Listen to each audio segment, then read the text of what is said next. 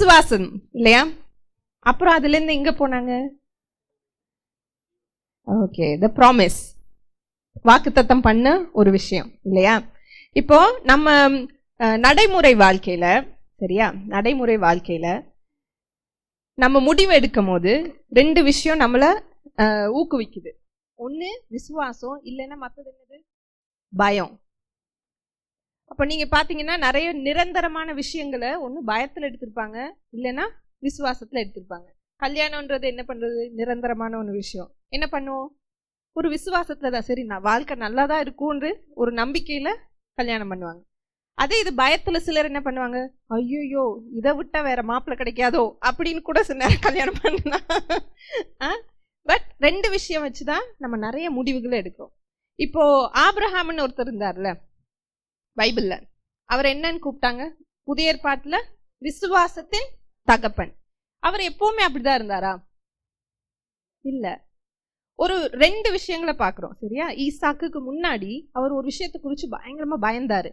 என்னது? எனக்கு சந்ததி இல்லாம போயிருமோ, எனக்கு பிள்ளைகள் இல்லாம போயிருமோ, இந்த வேலைக்காரன் தான் எல்லாத்துக்கும் உரிமையாளன் ஆயிடுவானோ அப்படின்ற ஒரு பயத்துல ஒரு முடிவெடுத்தாரு. அதுதான் இஸ்மாயில். அப்புறம் கொஞ்ச நாள் கழிச்சு அவர் விசுவாசத்துல வளர்றாரு வளர்றாரு வளர்றாரு. ஈசாக்குன்னு ஒரு குழந்தை வருது. அவர் பெரியவன் ஆன பிறகு தேவன் சொல்றாரு, இந்த பையனை நீ எனக்கு பலியிடு. விசுவாசத்துல அவ்வளவு முதிர்ச்சி அடைஞ்சவரு தைரியமா என்ன பண்றாரு? போய் பலியிட ரெடி ஆயிட்டாரு. அதுதான் நம்மளுடைய முடிவுகளை நிர்ணயிக்கிறது. நான் விசுவாசத்துல பண்றேனா பயத்துல பண்றேனான்றது என்னுடைய தீர்மானங்களை ரொம்ப தாக்குது இல்லையா? இந்த நாள்ல நீங்க வார்த்தை கேட்க ரெடியா இருக்கீங்களா? இப்போ இந்த விசுவாசத்தை நம்ம எப்படி பெற்றுக்கொள்ளலாம்? விசுவாசம் எதனால வருதான்? கேள்வினால வருது. நம்ம ஒவ்வொரு நாளும் வார்த்தையை கேட்க கேட்க கேட்க எனக்குள்ள விசுவாசம் அதிகமாகுது. அதே மாதிரி பயம் எப்படி உண்டாகுது? நான் எதை கேட்கிறேன்றது முக்கியம். எல்லாமே கேட்க கூடாது. எல்லாத்தையும் கேட்டு பயத்தையும் வளர்த்திக்கிறேன், நான் விசுவாசத்தையும் வளர்த்திக்கிறேன் இல்லை. நான் விசுவாசம் உள்ள வார்த்தைகளை கேட்கும் போது எனக்குள்ளேயும் விசுவாசம் வளருது. ஆமென். இன்னைக்கு வார்த்தை கேட்க ரெடியா இருக்கீங்களா? ஓகே, எழும்பி நின்று எஸ்ராவை வரவேற்போம்.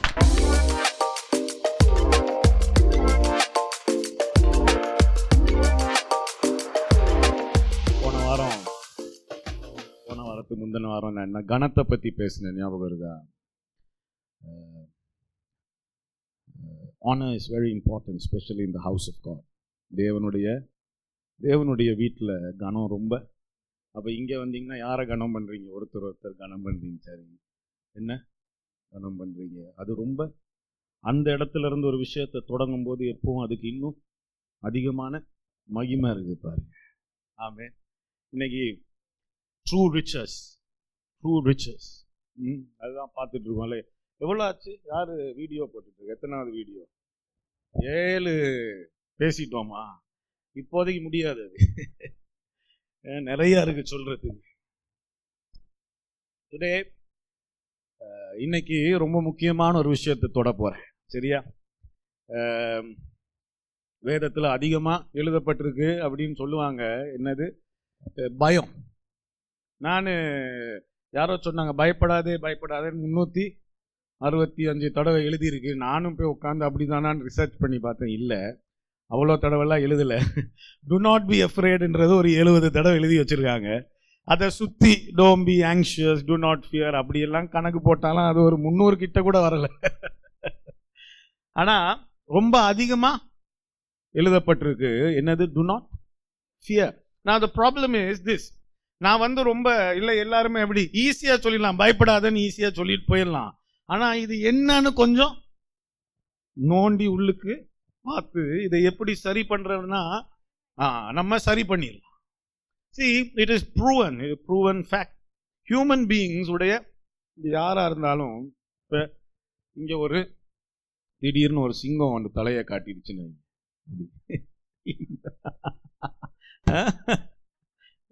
சிங்கம் கூட வேண்டாம், சில பேருக்கு ஒரு பள்ளி வந்தாலே இல்லை அடுத்த what is the next response? Human பீயிங்ஸுக்கு 2 ரெஸ்பான்ஸ் தான் இருக்கு. Scientifically they say it's the flight or freeze. either you run. இப்படி வந்து அங்காந்து ஒரு புலி எட்டி பார்க்குதுன்னா அதை பார்த்தோன்னே இங்க இருக்க சைலும் அங்க ஜன்னலை குதிச்சு கீழேயே பார்க்கிங் லாட்டு போயிருப்பாங்க. இல்லாட்டி இங்க அப்படியே விரைச்சு போய் என்ன பண்றதுன்னு நின்றுட்டு இருப்பாங்க. ஏன் காரணம்? பயம்தான். The whole world today, நான் எப்படி இப்ப the world is run by moneyன்னு சொல்லுவேன்ல, எப்பவுமே உலகமே பணத்துல தான். அதே மாதிரி மனிதர்கள் எல்லாமே இந்த பயத்துல தான். Fear is actually living in the future. பயம்ன்றது நம்ம எதிர்காலத்துல வாழ்ந்துட்டு இருக்கிறது தான். கொஞ்சம் யோசிச்சு பாருங்க. இன்னைக்கு என்னோட நீங்க நிறைய யோசிக்கணும். அப்பா, தயவு செய்து உட்கார்ந்து யோசிங்க. You are not afraid of now. இப்ப இந்த நேரத்தை குறிச்ச உங்களுக்கு ஒரு பயமே? தேவன் மோசேட்ட என்ன சொல்றாரு? மோசே தேவனை பார்த்து கேட்கிறாரு, நான் இஸ்ரேல் எகிப்துக்கு போயிட்டு உங்களை பத்தி நான் யாருன்னு சொல்ல, என்னன்னு சொல்ல. அவங்க கேட்பாங்க, எந்த கடவுளுக்கு யார் இந்த கடவுள்? அப்ப என்ன சொல்றாங்க? நான் இருக்கிறவராய் இருப்பேனா, இருந்தேனா? I am is now. Anything outside of I am will bring in the fear. I am என்றது இப்போ. இந்த இப்போக்கு வெளியில எதையும் நாங்க கிறிஸ்து இல்லாம தேடணும்னா அங்க என்னதான் பார்ப்போம்? பயத்தை தான் பார்ப்போம். விளங்காதான் நான் சொல்றது? இந்த பயம்ன்றது இங்க யாருமே சொல்ல முடியாது, எனக்கு பயமே இல்லை சார், என்னெல்லாம் வந்து பாருங்க, கிடையவே கிடையாது. அதனாலதான் இன்னைக்கு இது இன்னும் கொஞ்சம் ஆழமா போவோமா, கொஞ்சம் அப்படியே உள்ளுக்கு போய் இது என்னன்னு பார்த்து சரி பண்ண முடிஞ்ச அளவுக்கு இன்னைக்கு தொடங்கி இதை சரி பண்ணிடுவோம். ஆமென். பயம் இருக்கக்கூடாது. 2 தீமோத்தேயு 1:7 இதுதான் இன்னைக்கு எங்களுடைய வசனம். 2 தீமோத்தேயு 1:7 இதை எல்லாரும் பார்த்திருப்பீங்க. ஆனா இன்னைக்கு கொஞ்சம் வித்தியாசமா பார்க்க போறீங்க. தேவன் நமக்கு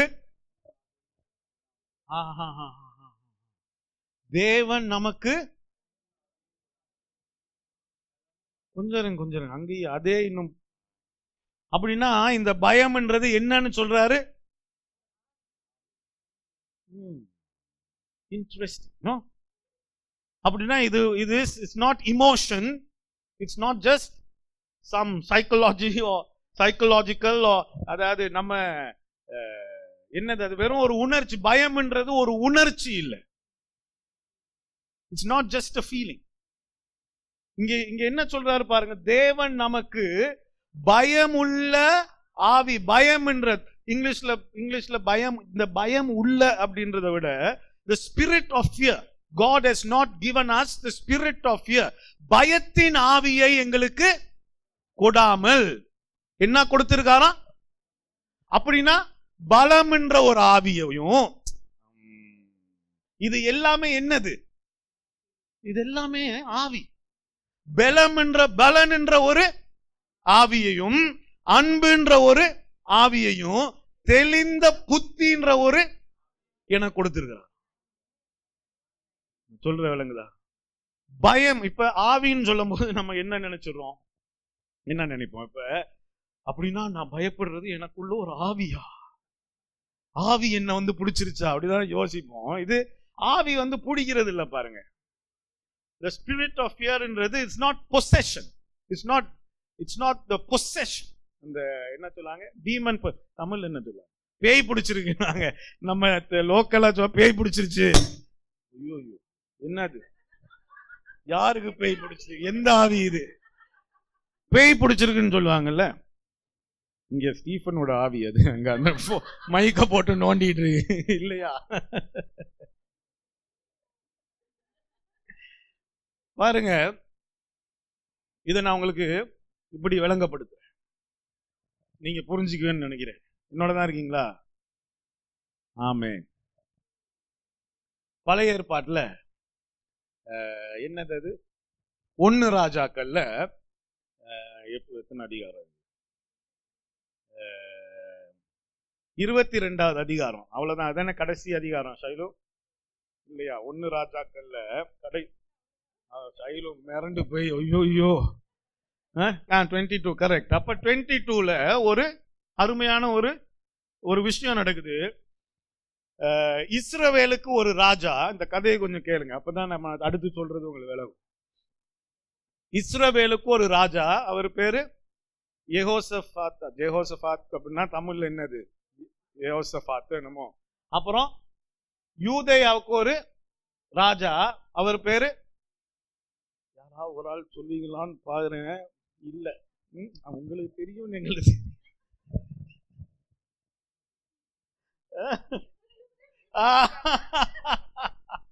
இன்னொரு ராஜா, அவர் யூதாவின் ராஜா ஆகாப், அவர் பேர்.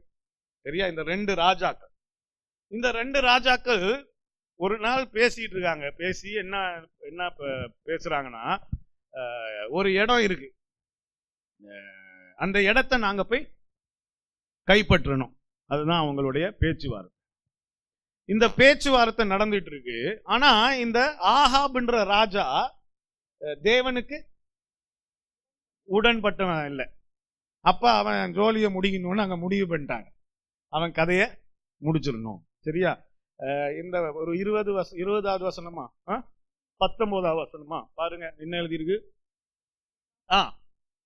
19வது வசனம். அப்பொழுது அவன் சொன்னது, கர்த்தருடைய வார்த்தையை கொஞ்சம் கவனமா இதை கவனிக்கணும். இப்ப இந்த ரெண்டு ராஜாக்களுக்கும் போலாமா வேண்டாமான்னு எல்லா தீர்க்கதரிசிகளையும் அழைச்சு, ஒரு தீர்க்கதரிசி, ரெண்டு தீர்க்கதரிசி இல்ல, ஏகப்பட்ட தீர்க்கதரிசிகளை அழைச்சு கேட்டுட்டு இருக்கிறாங்க, போலாமா வேண்டாமா. கதை இவ்வளவு நேரம் விளங்கிருச்சுல்ல, ஏன்னா இதுக்கப்புறம் தான் நம்மளை கொஞ்சம் யோசிக்க வைக்கிறது. அப்பொழுது அவன் சொன்னது, கர்த்தருடைய வார்த்தையை கேளும். கர்த்தர் தம்முடைய இவர் பார்க்கிறாராம், கர்த்தர் தம்முடைய சிங்காசனத்தின் மேல் வீற்றிருக்கிறதையும் பரம சேனையெல்லாம் அவர் இடம், அவர் வலது பக்கத்திலும் அவர் இடது பக்கத்திலும் நிற்கிறதையும். அப்பொழுது கர்த்தர், ஆகாப் போய் கீலேயாத்தில் உள்ள ராமோத்தில் விழும்படிக்கு அவனுக்கு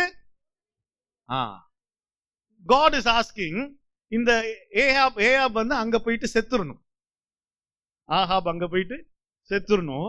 அதுக்கு என்ன வழி இருக்கு? அவனை அங்க எப்படியா போக வைக்கணும். யாரு போக வைப்பான் அப்படின்னு தேவன் கேட்கிறாராம். இது கதையே ஒரு மாதிரி இருக்கும் பாரு. தேவன் கேட்கிறாராம்,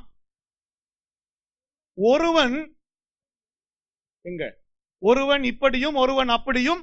அங்க நிறைய பேர் ஏதோ ஐடியா கொடுக்கறாங்க. இப்போ அந்த நேரத்துல அப்பொழுது ஒரு எத்தனை ஆவி?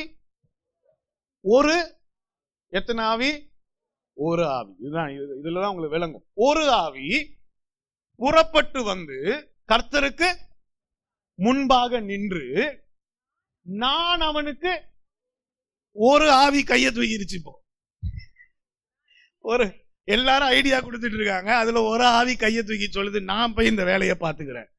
இப்ப தேவன் கேட்கிறாரு, எதினால் என்று கர்த்தர் அதை கேட்டார். அப்பொழுது அது, நான் போய் அவனுடைய தீர்க்கதரிசிகள் எல்லோரின் வாயிலும் பொய்யின் ஆவியாய். எத்தனை ஆவி? ஒரே ஒரு ஆவி. ஆனா என்ன சொல்லுது? எல்லாருடைய வாயிலும் பொய்யின் ஆவியா நான் இருந்து ஆகாப போருக்கு போக சொல்ற தீர்க்கதரிசிகளா நான் அவங்கள மாத்திடுறேன், இவன் போருக்கு போவான், செத்துருவான், வேலை முடிஞ்சுச்சு சார் அப்படின்னு நாங்க ஒரு பிளான் போட்டாங்க. அந்த பிளானை பத்தி ஆழமா இன்னொரு நாள் பார்ப்போம், ஏன்னா இது கொஞ்சம் குழப்பமான ஒரு பிளான். ஆனா இங்க என்ன காட்டுறேன்னா, ஒரு ஆவி அத்தனை பேருடைய வாயில எப்படி இருக்க முடியும்? பிகாஸ் ஸ்பிரிட்ஸ் ஆர் நாட், வேற எதுமா, ஸ்பிரிட்ஸ் ஆர் நாட். இப்ப தேவன் omnipotent என்னது? எல்லா இடத்துலயும் எல்லாருக்குள்ளயும் எல்லா இடத்துலயும் தேவன் இருக்கிற மாதிரி ஆவிகள் கிடையாது, இருக்க முடியாது, கிடையாது. அப்ப ஒரு ஆவி. ஆனா எல்லாருடைய வாயிலையும் பொய்யின் ஆவியா இருக்கணும்னா அது எப்படி வேலை செய்யும்? omnipotent, omniscient. Anyway, doesn't matter now. அது என்ன வேலை அப்ப பண்ணணும்? It can't possess everybody, இல்ல? நான் பேசிட்டு இருக்கிறது எத்தனை பேருக்கு விளங்குது? ஒரு ஆவி அத்தனை தீர்க்க தரிசனம் பொசஸ் பண்ண முடியாதுல்ல. So what can it do? It can influence your thinking. உங்களுடைய யோசனைய தாக்கி உன் வாயிலிருந்து பொய் வர வைக்க. எப்படி போய் இப்ப இவன் காதுக்குள்ள எதையாவது சொன்னாதான் இவன் அத இங்க கடவுள் சொல்றாரு நம்பி சொல்லுவான். அப்ப என்னோட தான் இருக்கீங்களா? அப்ப the spirit of fear அப்படின்னு சொல்லும் போது இட்ஸ் நாட் possession. உங்களை ஆட்கொள்றது இல்ல, உங்களுக்குள்ள பூந்து உங்களை அலக்கலைக்கிறதெல்லாம் இல்ல. மெதுவா உங்க காதுல ஹலோ. அதனாலதான் information is very important. Information என்னது? நீங்க எதை கேட்கறீங்க, எதை உள்ளுக்கு எடுத்துக்கிறீங்கன்றது ரொம்ப முக்கியம். என்னோட தான் இருக்கீங்களா? இப்ப இந்த பயத்தின் ஆவி பார்த்தோம். எங்க பார்த்தோமா? 1 தீமோத்தேயு இல்ல 2 தீமோத்தேயு 1:7 நினைக்கிறேன். அங்க வச்சுங்க, அதுதான் இப்ப முக்கியம். என்னோட தான் இருக்கீங்களா? எத்தனை பேர் நைட்டு சீரியலை பத்தி யோசிச்சிருக்கீங்க? இன்னைக்கு இந்த சீரியல் எத்தனை மணிக்கு வரும், அதுல இன்னைக்கு அவங்க அடிச்சுப்பாங்களா மாட்டாங்களா? என்னோட தான் இருக்கீங்களா? ஆமென். இது ஏன் முக்கியம் நான் சொல்றேன். எங்களை வளர விடாம தடுக்கிறது என்னது? இந்த ஆவிதான், இந்த பயம் தான். எங்களை எதையுமே சாதிக்க விடாம பண்றது என்னது? கடைசி ஆமா, நான் இதை செய்ய போயிட்டு நல்லா இருந்துருவேனா, ஐயோ அதே நல்லா வரலன்னா அப்புறம் என்ன நடக்கும்னு நம்மளை தடுக்கிறது என்னது? இதுதான். என்னோட தான் இருக்கீங்களா? கவனிக்கிறீங்களா? அப்ப what is this noise? அப்ப இதை எப்படி நம்ம சரி பண்றது? அது அந்த வசனத்திலே இருக்கு பாருங்க. தேவன் நமக்கு பயமுள்ள ஆவியை கொடாமல் பலமும் அன்பும் தெளிந்த புத்தி. இப்படி 3. how am I going to fight fear? முதலாவது பலம், power. How am I going to fight fear? இந்த பயத்தை நான் எப்படி மேற்கொள்ள போறேன்? முதலாவது பலன், பவர். என்னது பவர்? என்னோட தான் இருக்கீங்களா?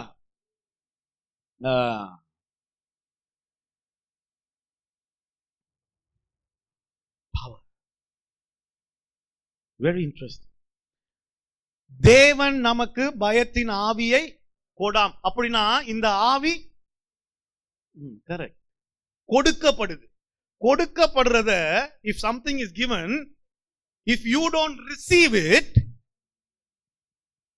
ஏதோ ஒன்னு கொடுக்கப்படுது, நீங்க அதை ரிசீவ் பண்ணலன்னா அது எப்படி உங்களை இன்ஃப்ளூயன்ஸ் பண்ண முடியும்? அப்படின்னா கொடுக்கப்படுறத நீங்க எங்கேயோ இந்த பயத்தின் ஆவியை நாங்க தான் ஏற்றுகிறோம். அது எப்படி ஏற்றுகிறோம்னா இன்ஃபர்மேஷன் அண்டர்ஸ்டாண்டிங். Information understanding. ஆதாம தேவன் படைச்சு எல்லாத்தையும் அவன்கிட்ட கொடுத்துட்டாரு. அவனுக்கு ஒரு நல்ல வாழ்க்கைய அமைச்சு கொடுத்துட்டாரு. கொடுத்துட்டு ஒரு நாள் வராரு, இவன் எதையோ தப்ப பண்ணிட்டு ஒளிஞ்சிட்டு இருக்கானா? காரணமே பயந்துட்டான்னு அர்த்தம். பயந்தா தானே இப்ப ஒளிய போறான். ஒளிஞ்சிட்டு இருக்கிறான், பயந்துருக்கான். அப்படின்னா தேவனுடைய முதல் கேள்வி, ஆதாமே நீ எங்க இருக்கிற? 2வது கேள்வி, ஆதாமே யார் இத உனக்கு சொன்னது? Who told you this information? நீ எதை பெற்றுகிறியோ, எதை நீ பெற்றுகிறியோ அதுதான் உன்னை கடைசியில் ஆட்கொள்ள போகுது. விளங்குதா? Adam, where are you? Adam, who told you? வேதம் தொடங்கும் போது இந்த 2 முக்கியமான கேள்வியை தான் பாக்குறோம். நீ எங்க இருக்க? இப்போ ஒளிஞ்சிட்டு இருக்கியா இல்ல தேவன் முன்னாடி இருக்கிறியா? அவருக்கு தெரியாம இல்ல, உனக்கு தெரியறதுக்கு 2 கேள்வியில தான் இந்த வேதமே தொடங்குது. நீ எங்க இருக்க? உனக்கு அதை யாரு சொன்னது? இன்னைக்கு நான் உங்ககிட்ட கேட்கிற கேள்வி, வாழ்க்கையில இன்னைக்கு நீ எங்க இருக்க? அது யாரு உனக்கு சொன்னது? வாழ்க்கையில் இன்னைக்கு நீ எங்க இருக்க? அதுக்கு அடுத்த பதில் அந்த கேள்வியிலேயே இருக்கு. யார் உனக்கு சொன்னது? ஆமென். யாரோ சொன்னதை வச்சுதான் நீ இன்னைக்கு இங்க வந்து உட்கார்ந்து இந்த இடத்துல இருக்க வாழ்க்கையில. விலங்குதான் நான் பேசிட்டு இருக்கிறது. முதலாவது பவர், பெலன், பலம். அப்படின்னா நான் சொன்னேன் இன்னைக்கு நீங்க என்னோட சேர்ந்து யோசிக்கணும். அப்படின்னா வீக்னஸ், பலவீனம் எங்க இருக்கோ அங்க பயத்துக்கு இடம் உண்டாகுது. அதுதானே அதுக்கு அர்த்தம் இல்லையா? பலவீனம்னா என்னது?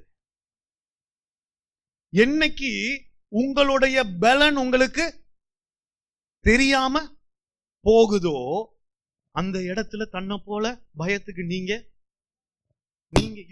you are starting to receive fear. என்னோட தான் இருக்கீங்களா? The day you lose awareness of your strength, உங்க பலனுடைய, உங்களுக்கு இருக்க பலன், நீங்க யாரு, உங்களுக்கு தேவன் கொடுத்திருக்க, and you shall receive power when the Holy Spirit comes upon you. Power, you have been given power. You have been given power. என்னைக்கு இந்த பலனை நீங்க எந்த இடத்துல எந்த நேரத்துல அந்த பலனை மறக்கிறீங்களோ அங்க பயத்துக்கு நீங்களே இடம் கொடுத்து. விலங்குதான் நான் சொல்லிட்டு இருக்குது. பாருங்க,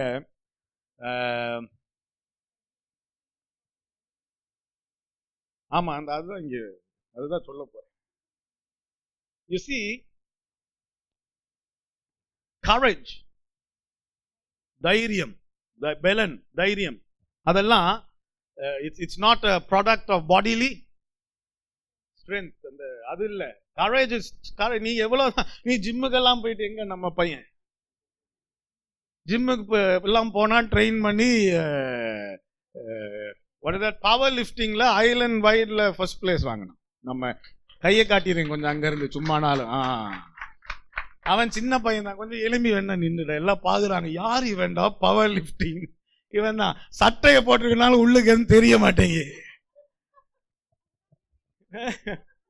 பவர் போன வாரம் தான் he went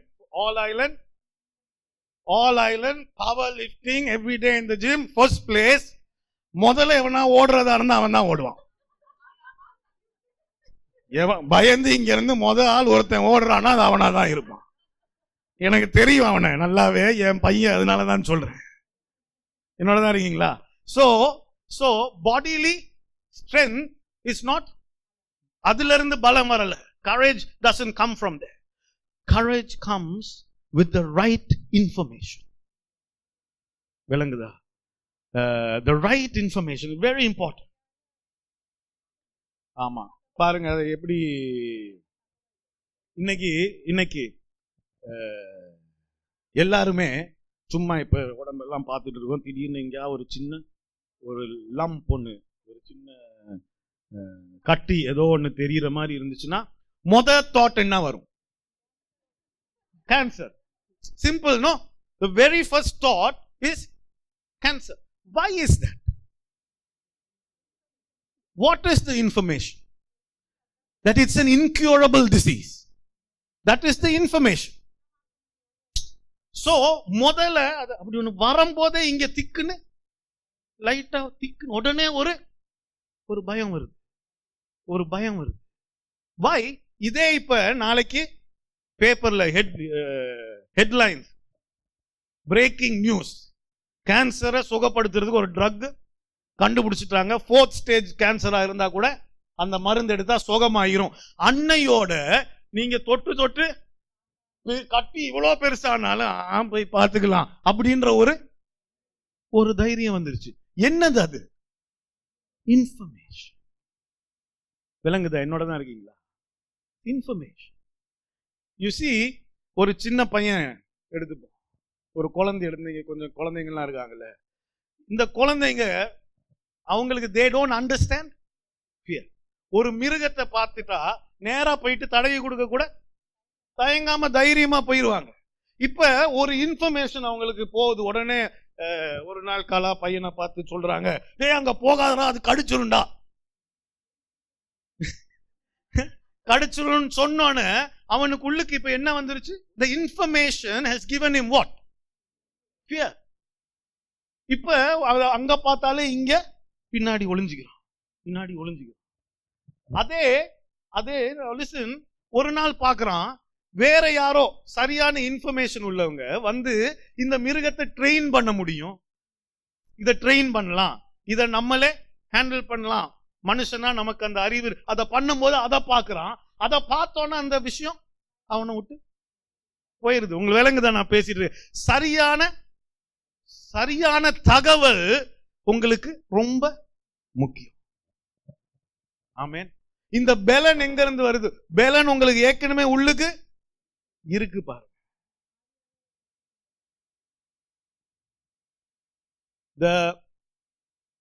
The fear of failure will bring you failure. அப்படின்னா தோத்துருவோமோன்ற பயம் தோல்வியை தான் கொண்டு வரும். தரித்திரத்தின் பயம், நாங்க பணத்தை ஏழையா இருந்துருவோமோ, அது என்னத்தை தான் கொண்டு வரும்?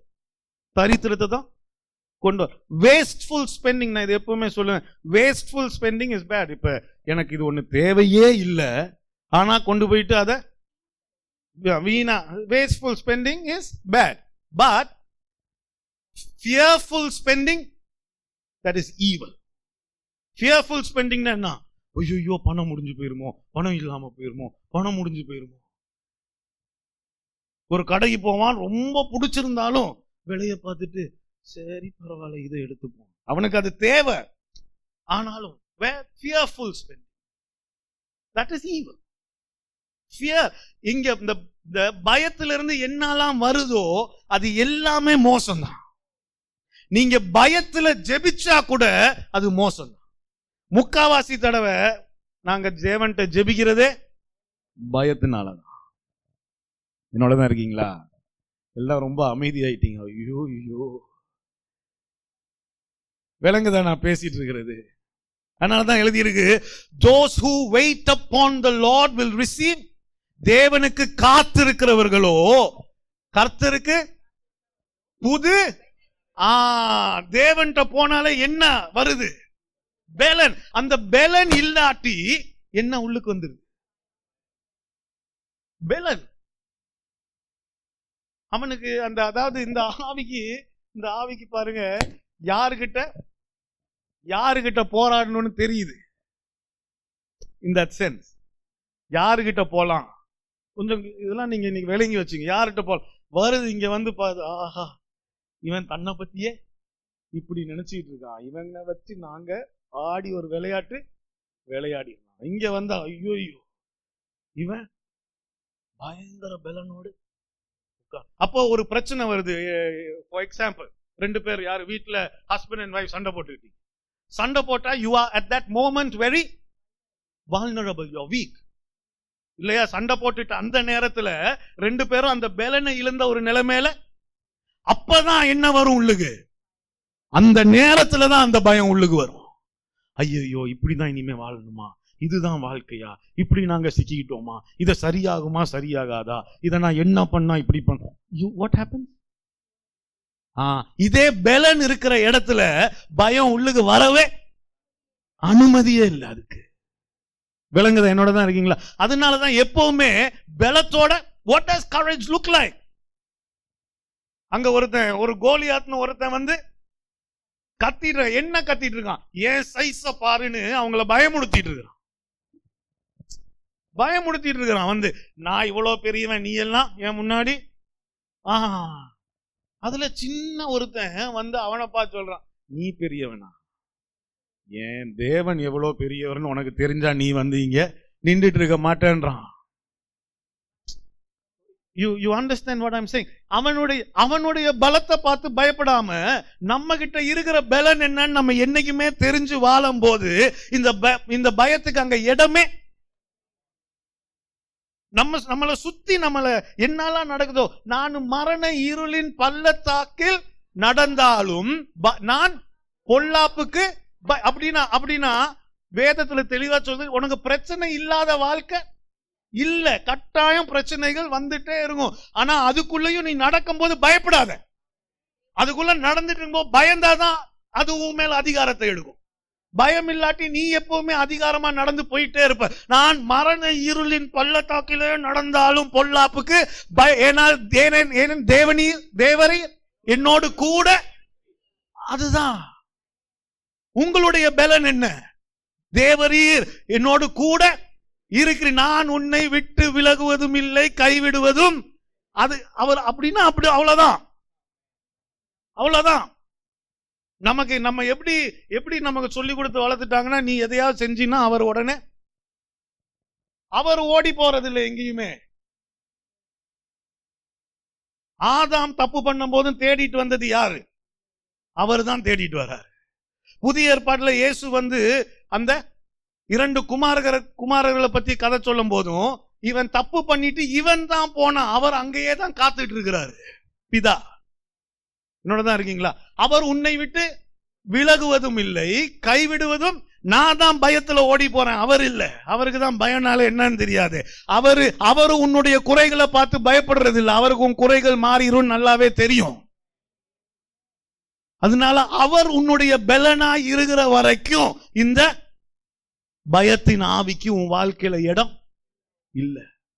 விளங்குதா? எஸ்தர் என்ற ஒரு ராணியை பத்தி எழுதியிருக்கு வேதத்துல. அந்த அம்மா ஒரு நாள் வந்து சொல்றாங்க, என்ன ஆனாலும் நான் இந்த ராஜாவை போய் சந்திக்க போறேன். நீங்க ராஜா உங்க பாட்டுக்கு போயிட்டீங்கன்னா கொன்னுருவாங்க.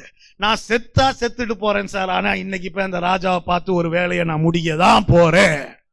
பவுல ஒரு நாள் ஒரு தீர்க்கதரிசி வந்து பெல்ட்டை கலட்டி கையெல்லாம் கட்டி சொல்ற, நீங்க போனீங்கன்னா உங்க வாழ்க்கை இனிமே இப்படித்தான் இருக்கும்.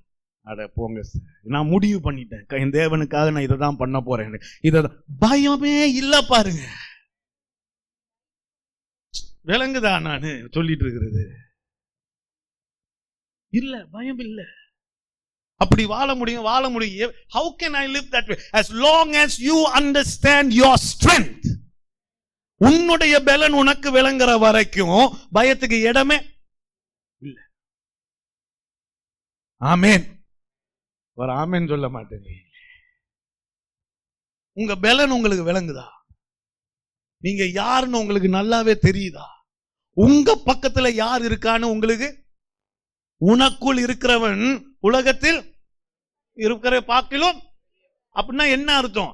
Whatever this world can throw at you will always be small in comparison to him. இந்த உலகம் என்னத்தை உன் பக்கம் கொண்டு வந்தாலும் அவருக்கு முன்னாடி அது சின்னதுதான். அந்த பெரிய தேவனே உன் கூட தான். அந்த பலன் உனக்கு விளங்குற வரைக்கும் தான் நீ தைரியமா வாழ முடியும். ஆமென். எத்தனை பேர் விளங்குது நான் பேசி? அப்ப இந்த பலனை நீங்க எப்ப காட்டணும்? எப்ப இந்த பலன் எப்ப வெளிப்படணும்? எல்லாம் நல்லா போயிட்டு இருக்கும் போதா? பிரச்சனை மேல பிரச்சனை வரும்போதுதான் நீங்க யாருன்ற அந்த அடையாளத்துல நீங்க நல்ல உறுதியா நிக்கணும். இந்த பயத்தின் ஆவி இருக்கு. It has the ability to destroy everything. இயேசு வந்து சொல்றாரு, தைரியமா நீ சிங்காசனத்துக்கு வா. ஏன் ஆதாம் அன்னைக்கு ஓடி ஒளிகிறான்? இன்னைக்கு உங்களையும் என்னையும் பார்த்து சொல்ற, தைரியமா கிருபையின் சிங்காசனத்துக்கு அன்னைக்கு ஓடி வா. அன்னைக்கு நான் யோசிச்சு பாக்குறேன், அன்னைக்கு ஆதாமும் தைரியமா தேவன் இடத்துல போய் என்ன பண்ணிருப்பாரு தேவன்? அப்ப எதுவுமே அவர் சொல்லலையே, நான் உன்னை கொன்றுவேன், நான் உன்னை அடிச்சிருவேன், உதைச்சிருவேன், எதுவும். he could have. ஆனா அவனுடைய பயம் அவனை எங்கேயோ கொண்டு போயிருச்சு பாருங்க. அன்னையில இருந்து அவன் வாழ்க்கைய முடிஞ்சு போச்சு. எனக்கு நேரமும் முடிஞ்சுக்கிட்டு இருக்கு.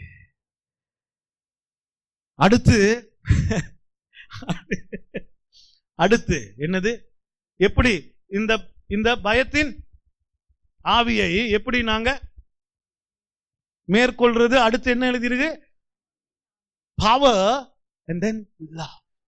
Spirit of love. The spirit of love என்றது நாங்க ஒருத்தர் எப்படி நேசிக்கிறோன்றதை விட, முதலாவது அந்த நேசத்துக்குள்ள நாங்க வரதுக்கு முதல்ல தேவன் நம்மளை எவ்வளவாய் நேசிக்கிறாருன்ற நம்ம do you தேவனுடைய அன்பை குறித்த நிச்சயமான ஒரு வெளிப்பாடை பெற்றிருக்கிறீங்களா?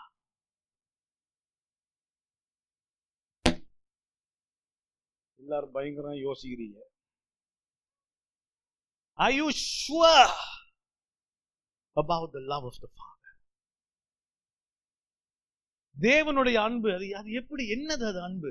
வேதத்துல பவுல் எழுதும் போது எல்லா சபையிலும் சொல்லுவாங்க, மே த லவ் ஆஃப் த, தேவனுடைய அன்பும் கிறிஸ்து இயேசுவினுடைய கிருபையும் பரிசுத்த ஆவியானவருடைய ஐக்கியமும் இன்றும் என்றும் சதா காலமும் அந்த கடைசியில பெனடிக்ஷன் சொல்லுவாங்க, கேள்விப்பட்டீங்களா?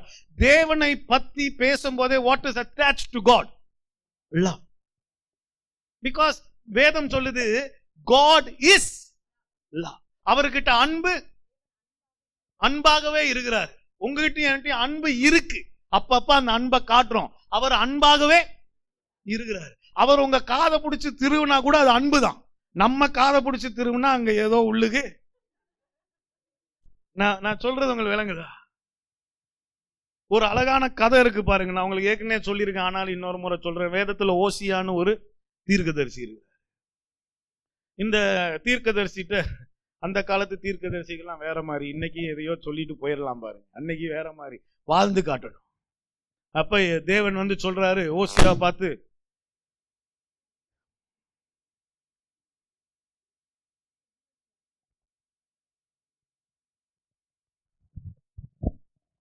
ஓசியாவை பார்த்து சொல்றாரு, நீ போயிட்டு ஒரு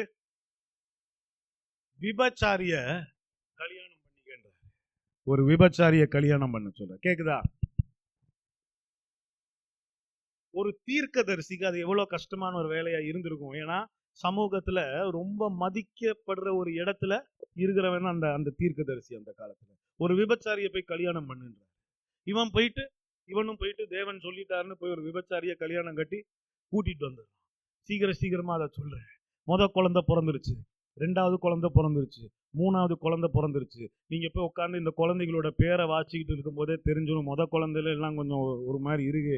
2வது குழந்தை பேரை பார்க்கும்போது தெரிஞ்சிருச்சு, வீட்டுல பயங்கர பிரச்சனை. 3வது குழந்தையோட பேரை பார்க்கும் போதே தெரிஞ்சு போச்சு, இந்த கதை முடிஞ்சிச்சு. அதே மாதிரி 3வது குழந்தை பிறந்ததுக்கு அப்புறம் ஒரு நாள் இந்த இந்த இந்த பெண்ணை காணும், வேற யாரு கூடயும் போயிட்டான். இவனை சுத்தி இருக்கவங்க எல்லாம் கட்டாயம் சொல்லியிருப்பாங்கல்ல, டேய் உன அப்பவே சொன்னேன்ல, நீ தீர்க்கதரிசி ஆனா போய் இப்படி ஒரு வேலையை பண்ணிட்டு வந்திருக்கியே, இவெல்லாம் உன் கூட இருப்பாளா, வாழ்வாளா, என்னடா பண்ண நீ? இதெல்லாம் பேச்செல்லாம் நடந்திருக்கும். இவ உட்காண்டு இருக்கா. இன்னொரு முறை தேவனுடைய சத்தம் வருது, நீ இந்த பெண்ணை திரும்பவும் போய் மறுபடியும் தேடி. இவன் இப்ப அந்த பெண்ணை தேடிட்டு, இந்த பெண்ணை தேடிட்டு போனா இந்த பெண்ணை இப்போ ஒரு அடிமையா விக்கிறதுக்கு வச்சிருக்காங்க. தனக்கு சொந்தமான அந்த பெண்ணையே இவர் ஒரு கிரயம் வாச்சு பாருங்க, 30 வெள்ளிக்காசு செலுத்துறாரு. அந்த அவருடைய பணமும் அவர் அந்த பார்லியுடைய வேல்யூவும் சேர்த்தா 30 வெள்ளிக்காசு. எல்லாத்துக்கும் கனெக்ஷன் இருக்கும். செலுத்தி அவருக்கு சொந்தமானதையே கிரயம் செலுத்தி திரும்பவும் வாங்குறாரு. வாங்கிட்டு வந்து, அது கூட வாங்கி இருந்தா பரவாயில்ல, வாங்கிட்டு வந்து ஒரு விஷயம், அந்த பொண்ணை வாங்கி வீட்டுக்கு கூட்டிட்டு வந்து ஒரு விஷயம் சொல்றாரு. அந்த பொண்ணை பார்த்து சொல்றாரு, இனிமே உன்னுடைய கண்கள் எனக்காக மட்டும் இருக்குமான்னு சொல்லிட்டு விட்டுருந்துருக்கலாம். அவர் சொல்றார், ஆனா என்னுடைய கண்களும், அவரு தேவன் என்ன பார்த்து இனிமே எனக்காக மட்டும் இதயத்தை வச்சிருக்கியான்னு சொல்றது வேற. அவர் சொல்றாரு, இனிமே என்னுடைய கண்களும் உனக்காக மட்டும்தான். அவர் அந்த இந்த கதையில தீர்க்கதரிசி பேர் ஓசியா, அந்த பெண்ணுடைய பேர் கோமர். ஒண்ணு வந்து சால்வேஷன், ஓசியாவுக்கு அர்த்தம் சால்வேஷன், ரட்சிப்பு. கோமருக்கு அர்த்தம் கம்ப்ளீஷன், முழுமைப்படுத்துறது. அவர் என்ன சொல்றாரு, நான் தான் உன்னுடைய ரட்சிப்பு, ஆனா நீ தான் என்ன முழுமைப்படுத்துற. அதுதான் அவர் தலையா இருக்கிறார், நீ சரீரமா இருக்கிற, ரெண்டும் சேர்ந்தாதான் ஒரு உடல். விளங்குனா ஒரு ஆமென் சொல்லுங்களேன். இதுல இருந்து உங்களுக்கு விளங்கணும், தேவனுடைய அன்பு எப்படிப்பட்ட அன்பா இருக்குது, எப்படிப்பட்ட அன்பு. Hello, do you have a revelation of the love of God? நீ அந்த அன்புல நீ உறுதியா இருக்கிற வரைக்கும் அங்க ஒரு பயத்துக்கும் இடம் இல்ல. பாருங்க, ஒரு ரிலேஷன்ஷிப்ல பாத்துறீங்களா, ஒரு என்னது ஒரு ரிலேஷன்ஷிப் உறவு, அப்பா ஒரு ஒரு உறவு, ஒரு ஆணும் பெண்ணும் ஒரு உறவை பாத்துறீங்களா? they can married or unmarried, probably they like each other, they dating, இல்லாட்டி கல்யாணம் பண்ண ஒருத்தவங்க உறவை பாருங்க. அந்த அன்பு என்னைக்கு வெளிப்படுத்த தெரியாம, அந்த அன்பு என்னைக்கு புரிஞ்சுக்க முடியாம, அந்த அன்புல எப்ப பிரச்சனை வருதோ அப்பதான் பயமும். அன்பு இருக்கிற வரைக்கும் அங்க என்ன இருக்காது. Take a normal, this is the same with God. அவருடைய அன்பை நீ விளங்குற வரைக்கும் அங்க பயமே என்ன வந்தாலும். கரெக்ட். தேவனுடைய அன்பு பயத்தை, பூரண அன்பு வேதத்துல இருக்கு. பூரண அன்பு பயத்தை அவர் அழகா எழுதுறார். What can separate you from the love of God? தேவனுடைய அன்பில் இருந்து உன்னை பிரிக்க கூடியது எது? அது எந்த வசனம்? அதை வாசிப்போமா? இன்னும் நேரம் இருக்கு, இன்னும் நேரம். ரோமர் 8 கடைசி பக்கம். அப்பா, யார் அதை சொன்னா? ஐயோ, நான் அதை யோசிக்கவே இல்லை. திடீர்னு யோசிக்க அதை சொன்னா கரெக்டா. Very good. எல்லாம் பைபிள்லாம் வாசிக்கிறீங்க. என்னது?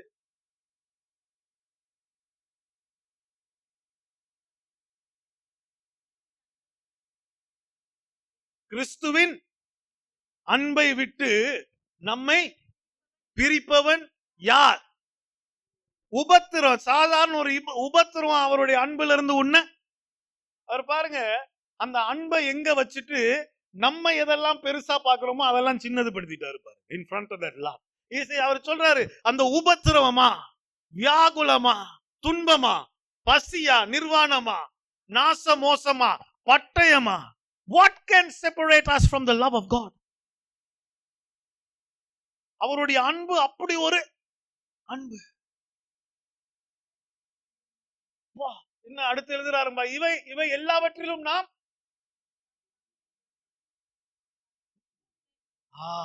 நம்மை அன்பு கூறுகிற வேற. அதனாலதான் அந்த வசனத்தை எடுக்க சொன்னேன். நம்மை அன்பு கூறுகிறவராலே உன்னை நேசிக்கிற ஒருத்தர் இருக்காருன்னு உனக்கு என்னைக்கு விளங்குதோ அப்பதான் நீ ஜெயம் கொள்ற. அங்க எழுதி இருக்கு என்னது? நாம் நம்மில் அன்பு கூறுகிறவராலே முற்றும் ஜெயம் கொள்ளுகிறவர்களாய். சும்மா யாரோனால இல்ல, நம்மளை. அப்ப அவர் என்னை அன்பு கூறுகிற ஒரு தேவனாய் இருக்கிறார் என்னைக்கு விளங்குதோ அன்னைக்குதான் நீ முற்றிலும் ஜெயம் கொள்கிறவன் ஆகிற. முற்றிலும் ஜெயம் கொள்கிறவன் யாரு? பயம் இல்லாத ஒரு பலம் உள்ளவன். விளங்குதா? the courage, the power, the strength. நீ முற்றிலும் ஜெயம் கொள்கிறவனா எப்ப மாறுற? அவர் என்னை நேசிக்கிறாருன்னு முழுசா, அவர் என்ன நேசிக்கிறாரு, எதுவும் என்னை பிரிக்க முடியாது. என்ன எழுதி இருக்கு? மரணமானாலும், ஜீவனானாலும், தேவ தூதர்களானாலும், அதிகாரங்களானாலும், வல்லமைகளானாலும், நிகழ்காரியங்களானாலும், வரம், இதெல்லாம் தானே நம்மள what can actually bring in fear? இதெல்லாம் தான் பயத்தை கொண்டாட முடியும். உயர்வானாலும் தாழ்வானாலும் வேற எந்த சிருஷ்டி ஆனாலும் நம்முடைய கர்த்தராகிய கிறிஸ்து இயேசுவில் உள்ள தேவனுடைய அன்பை விட்டு நம்மை பிரிக்க மாட்டாது என்று நிச்சயித்திருக்கிறேன் அப்படின்றாரு Pavul. I know that nothing can separate me. Do you have a revelation of the love of God? தேவனுடைய அன்பை குறித்த முழுதான ஒரு முழுமையான வெளிப்பாடை நீ பெற்றிருக்கிறியா? இல்லாட்டி நீ பயத்தை மேற்கொள்ளவே முடியாது. ஆமென். விளங்குதா நான் பேசிட்டு இருக்கிறது? எபேசியர் 4:14 எடுங்க. Ephesians 4:14. quickly. நாம் இனி குழந்தைகளாயிராமல் மனுஷருடைய சூதும் வஞ்சிக்கிறதுக்கு ஏதுவான தந்திரமும் உள்ள போதகமாகிய பலவித அலைக்கழிக்க போல அடிபட்டு அன்புடன் சத்தியத்தை கை கொண்டு தலையாகிய கிறிஸ்துவுக்குள் எல்லாவற்றிலேயும் நாம் ஒன்னு சொல்றாரு, நீ குழந்தைய போல எல்லா இடத்துலயும் எல்லாத்தையும் கேட்டு, அதுதான் மூணாவது விஷயம். நீ எப்படி பயத்தை மேற்கொள்ற? தெளிந்த புத்தி இருக்கிற வரைக்கும். Sound mind. தெளிந்த புத்தினா என்னது? ரொம்ப ஈஸியில யாராவது சொல்லுங்க. தெளிந்த புத்தின்றது there is no confusion, there is no swaying. அங்க என்ன எழுதி இருக்கும் போது அதுக்கு 14வது வசனம், பலவித காற்றினாலே அலைகளை போல அடிபட்டு. இப்ப இங்கிட்ட ஒரு காற்று வீசுது, அதுல அடிபட்டு இங்கிட்டு போய் இங்க வீசுது, இதுல அடிபட்டு ஒரு நாள் இந்த சர்ச்சில், ஒரு நாள் அந்த சர்ச்சில், ஒரு நாள் இந்த பாஸ்டர் என்ன ஒரு நாள் இங்க போனோம்னா அவரு கடைசி காலம் வந்து விட்டது, ஐயோயோ சார் நாங்க முட்டி போனோம். இந்த பக்கம் வந்து நீ எதை குறித்தும் கவலைப்பட, ஆமா சார் நீங்க சொல்றதா சார் உண்மை. இப்படி பல விஷயங்களுக்கு be of sound mind. What do you believe?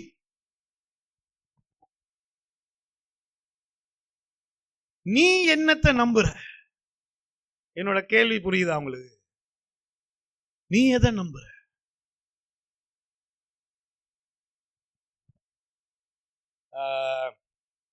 சீக்கிரமா நான் இதை சொல்றேன்.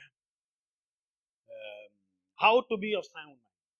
how to be of sound. தெளிவுள்ள புத்திய தெளிவா அந்த தெளிவுள்ள புத்திய உள்ள ஒருத்தனா எப்படி இருக்கிறது? you need to first thing reject irrational thoughts. அப்படின்னா என்னது?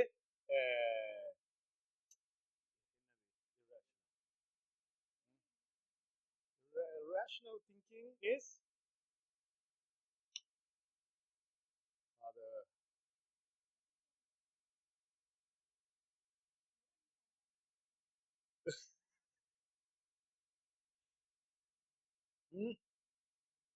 அதுதான் பாருங்க,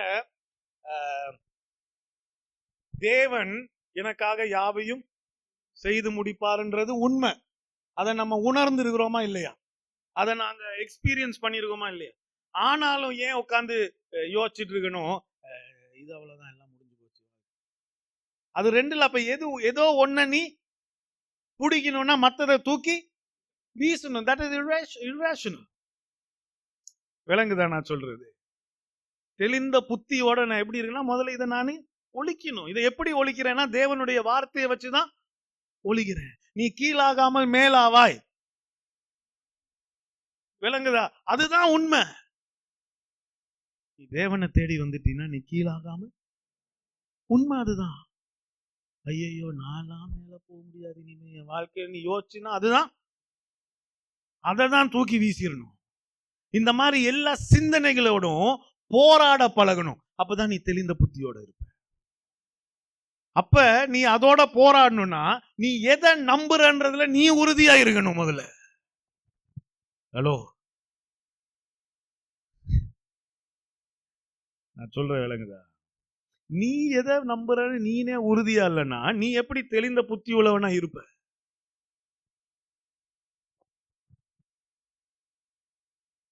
ஆமேன். ஒரு விஷயம் நான் சொல்ல, வெரி ப்ராக்டிக்கல்னா நடைமுறையில செயல்படுத்தக்கூடிய ஒரு ஐடியா. உங்களுடைய சமாதானத்தை நீங்க தான் காத்துக்கணும். ஹலோ, உங்களுடைய சமாதானத்தை நீங்க காத்துக்கணும். அப்படின்னா உங்க வீட்டுல வீட்டுடைய அட்மாஸ்பியர் யாரு கையில இருக்கு? அது அப்படியே ஏண்டா இந்த வீட்டுக்குள்ள வாழ்றோனோ இருக்கலாம், இல்லாட்டி கலகலன்னு சந்தோஷமாவும், அது யாரு கையில இருக்கு? சமாதானத்தை நீங்க தான் காத்துக்கணும். முதலாவது உங்களை சுத்தி அந்த சமாதானம் இருக்கிற மாதிரி பாத்துக்கணும். Otherwise you will never be of sound mind. என்னோட தான் இருக்கீங்களா? உங்களை சுற்றி அந்த சமாதானம் இல்லைன்னா எப்பவுமே மூளை அலக்கழிச்சுட்டே இருக்கும். Very practical. உங்களை சுத்தி எப்பவுமே சமாதானம் இருக்கிற மாதிரி நீங்க தான் பாத்துக்கணும். காலைல எழும்பும் போதே இந்த விஷயத்துக்காக இன்னைக்கு அவனோட சண்டை போட்டு அவனை என்ன பண்றேன் பாய், எழும்பும் போதே இப்படி எழும்புனா அங்க எங்க சமாதானம் இருக்கும்? சமாதானம் இல்லாத இடத்துல எங்க தெளிந்த புத்தி செயல்படும்? விளங்குதா? என்னோட தான் இருக்கீங்களா? நீங்க எல்லாம் சிரிக்கிறத பார்த்தா ஆமா பாஸ்டர் டெய்லி காலைல அப்படிதான் எழும்பிட்டு இருக்கிறோம்.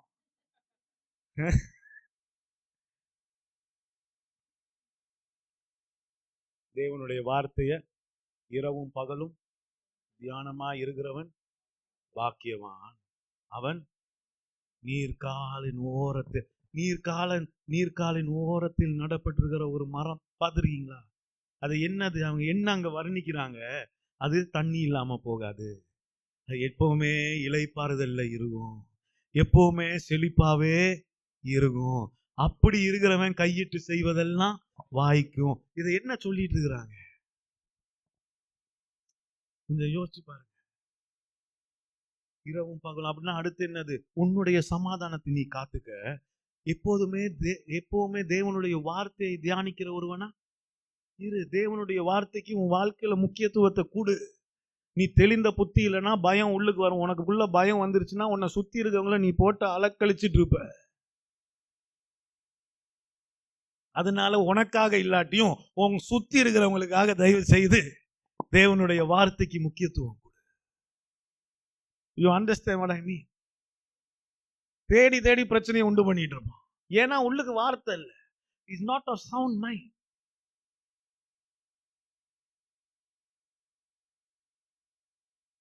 சந்தோஷமா இருக்கீங்களா? நீங்க எல்லாம் என்ன பாக்குறத பார்த்தா அப்பா பாஸ்டர் போதும், காதெல்லாம் அப்படியே எனக்கு இப்ப தெளிந்த புத்தியில இருக்கேனா இல்லையான்னு தெரியாத அளவுக்கு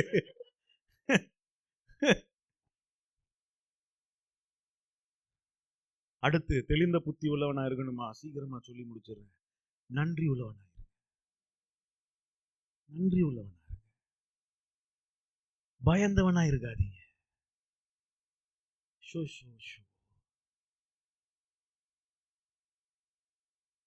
நிஜமாலுமே சொல்றேன், உன்னால if you can't be thankful for the little things, oh I'm so thankful. என்ன மாதிரி யாரும் டீக்கு எல்லாம் குடிக்கின்ற அதே டீ தான் வாழ்க்கையில 1000வது இல்ல 10,000வது கப்பா இருக்கும். அது you give me a tea. அது மட்டும் இல்ல, அதே குழம்பு அதே சோற நீங்க என்கிட்ட கொடுத்தாங்க. அப்ப நான் அப்படி இல்லை. But today I have become that. வெளியில போயிட்டு ஒரு மரத்தை கூட சும்மா அப்படி பார்த்து அந்த மரத்தை அது இப்ப அது ரொம்ப நேச்சுரல் ஆயிருச்சு. முந்தி அதை I had to train myself to become that. இன்னைக்கு ரொம்ப நேச்சுரலா இருக்கு. அன்னைக்கு கட்டி பிடிச்சிட்டு அன்னைக்கு ஜானி கூட வெளியே போயிருந்தேன். கொஞ்ச நேரத்துல ஜானிக்கே பைத்தியம் பிடிச்சிருன்னு நினைக்கிறேன். நான் அங்க உட்காந்து ஆஹா இன்னைக்கு வானம் நல்ல நீளமா இருக்குல்ல, அந்த அந்த I am so in wonder of everything. I'm always so thankful. என்கிட்ட காசு சுத்தமா இல்லாட்டி இப்படிதான் இருப்பேன். காசு இவ்வளவு இருந்தாலும் இப்படிதான் இருப்பேன். யூ கான் see அதை மாறி மாறி மாறி இல்ல. என்னைக்குமே நன்றி உள்ளவன், எல்லாத்துலயுமே நன்றி உள்ள. அதை கொஞ்சம் பழகிதான் பாருங்களேன். முதலாவது உங்களுக்கு ஒரு புருஷன் இருக்கிறான், ஒரு மனைவி இருக்கிறா, இருக்கானே, நன்றி உள்ளவனா இருங்க. அங்க தொடங்குவோம். முதல்ல அங்க தொடங்குவோம் இல்லையா? முதல்ல இருக்கானே. எத்தனை பேர் இல்லாம அழுதுட்டு இருக்கிறான்?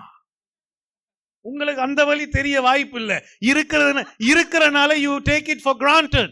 I know so many people who come to me and cry saying எனக்கு இவ்வளவு வயசாயிருச்சு, எனக்கு ஜெபிங்களேன், யாரையும் கண்டுபிடிக்க முடியல. ஆனா நமக்கு இருக்குது, ஆனா அது பழக்கப்பட்டு அருமை தெரியாம நன்றி இல்லாதவனா இருக்கு. Bless the Lord, oh my soul. என் ஆத்துமாவே. அதை வாசிப்போமா? அதை ஏன் வாசிக்கிறோம்னா, தாவீது பயத்தை எப்படி இல்லாம பண்றான் பாரு, எப்படி இல்லாம பண்றான் பாரு. வசனம் சொல்லலையா அங்க, அவரை அழுகியே வந்துருச்சு சைலுக்கு. ஐயோ இப்படி என்ன போட்டு இன்னைக்கு என்னது என் ஆத்துமாவே. யாரு? என்னது? உன் ஆத்துமா அதுவா எதையும் பிரச்சனை. உன் ஆத்மாவுக்கு ஈஸி பயப்படுறது, உன் ஆத்மாவுக்கு ரொம்ப ஈஸி கோவப்படுறது. அதனால நீ சொல்லணும், ஆத்மா என் ஆத்மாவே, அடே தட்டி எழுப்பி, டே கர்த்தரை. ஏன் ஏன் இப்ப நான் கர்த்தரை அவ்வளோ முக்கியமா ஏன்டா நான் கர்த்தரை ஸ்தோத்திரிக்கணும்? அவர் என் ஆத்மாவை கர்த்தரை ஸ்தோத்திரி, அவர் செய்த. ஏன்னா ஏன்டா இப்ப நான் கர்த்தரை ஸ்தோத்திரி? ஏன்னா அவர் உனக்கு அவ்வளவு பண்ணி இருக்கிறாரு. அதனாலதான் அதெல்லாம் மறந்து, அவருடைய அன்பை மறந்தனாலதான் பலன் இல்லாம இப்படி பயத்தை உள்ளுக்கு உட்காந்து இருக்கிற நீ. அவர் உனக்கு அவ்வளவு, நீ பிறந்த அன்னையில இருந்து இன்னைக்கு வரைக்கும் அவர் உனக்கு அவ்வளவு பண்ணி இருக்கிறாரு. அவர் செய்த சகல உபகாரங்களே என்ன சார் அப்படி உபகாரம்? அவர் உன் முதலாவது நீ பண்ணிருக்க அக்கிரமம் கொஞ்சம் நஞ்சமா?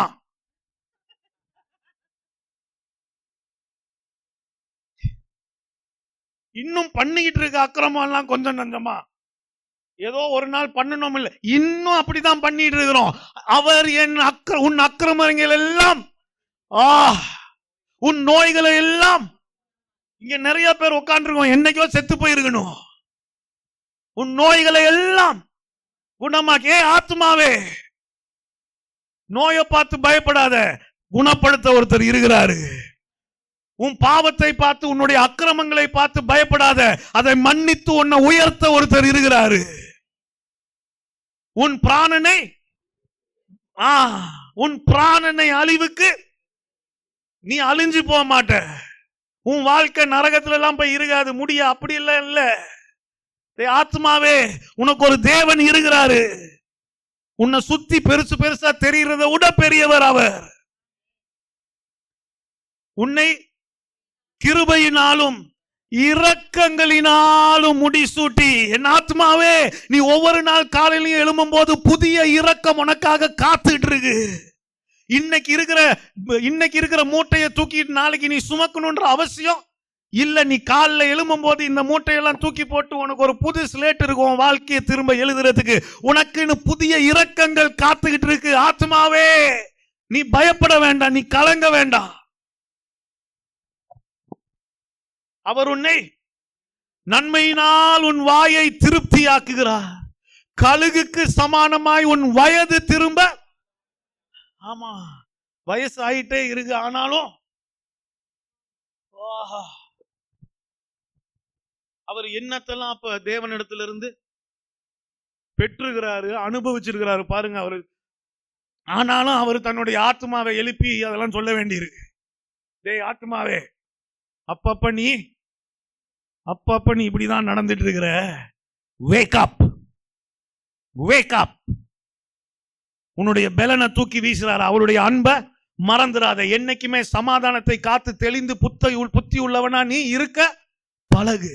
ஏன்னா இந்த பயம்ன்ற ஒரு ஆவி வந்து உன்னுடைய வாழ்க்கையை கொஞ்சம் கொஞ்சம் கொஞ்சமா பிச்சு பிச்சு பிச்சு உதறி போட்டுட்டு நீனும் அதுக்கு இடம் கொடுத்துட்டு இருக்க.